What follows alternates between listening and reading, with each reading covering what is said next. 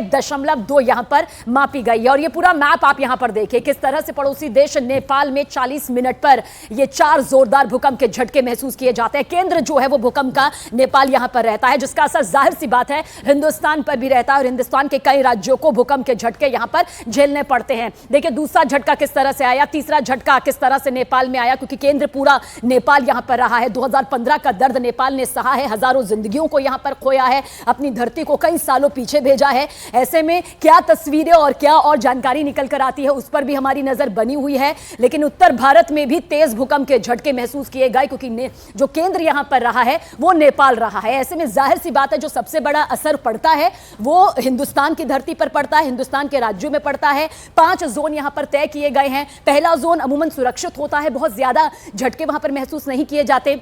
दूसरे जोन में कम से कम ये कहा जा सकता है कि जो झटके होते हैं वो भी फिर सह लिया जाता है, ये जो आप नीला रंग यहां पर देख रहे हैं। तीसरा जोन जो होता है वो खतरनाक यहां पर माना जाता है, जो आप यहां पर पीला रंग देख रहे हैं, और जो संतरी रंग आप यहां पर देख रहे हैं वो जोन 4 है, और साथ ही जोन 5 की भी तस्वीर यानी ये लाल रंग, यानी यहां पर आप देखेंगे ये रंग के हिसाब से इसलिए बांटा गया है ताकि आप इस 5 जोन को यहां पर डिटेल से समझ सके और ये समझ सके कि जब भी भूकंप का केंद्र हमारा कोई आसपास का देश रहता है और उसका असर हिंदुस्तान पर पड़ता है तो ये किस तरह से कई जोन में बंट जाता है। फिलहाल राहत भरी खबर हमारे सहयोगी ये दे रहे थे कि हिंदुस्तान के कुछ राज्यों में जो भूकंप के झटके महसूस किए गए हैं वहां किसी तरह से जान माल की हानि नहीं हुई है, गनीमत यह रही है। लेकिन पड़ोसी देश नेपाल की धरती पर कुछ इमारतों को नुकसान पहुंचा है।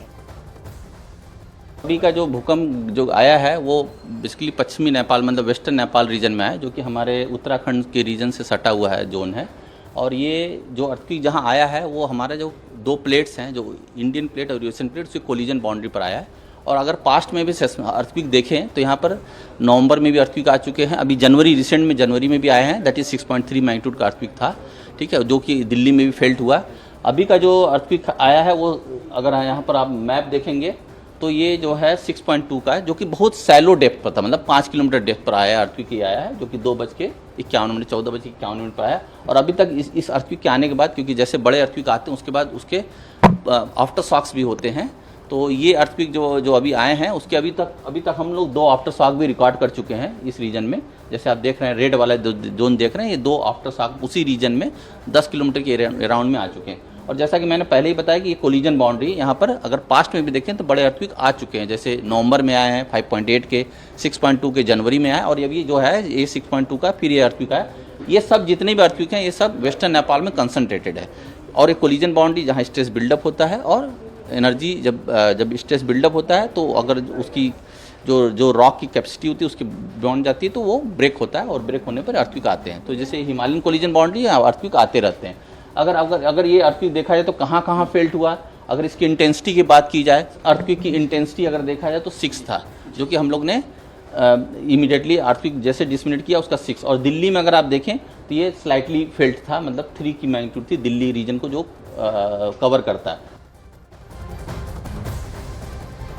तो आप समझिए किस तरह से एक खतरनाक भूकंप के झटके यहां पर महसूस किए गए। नेपाल में 40 मिनट में 4 जोरदार झटके यहां पर आए हैं, जिसने एक बार उन पुरानी खौफनाक यादों को ताज़ा कर दिया जो नेपाल में साल 2015 में यहां पर आए थे। लेकिन क्योंकि जब हिंदुस्तान में इन झटकों को महसूस किया गया तो उसके बाद यही सवाल जहन में आया कि आखिर कितना नुकसान हुआ होगा, कितना जो रिक्टर स्केल है उसमें नुकसान यहां पर हुआ होगा, क्योंकि जो 5 जोन यहां पर बांटे गए हैं उसके हिसाब से कहा जा सकता है, जो डिटेल इस वक्त आप यहां पर देख भी रहे हैं। अब देखिए नेपाल की ये तस्वीर है जहां पर आप देख सकते हैं कि इमारतों को किस तरह से, घरों को किस तरह से नुकसान यहां पर पहुंचा है। अब सोचिए भूकंप के उन झटकों को जब पूरी नींव यहां पर ढह जाती है, पूरी जो नींव है वो पूरी तरह से थर्रा जाती है।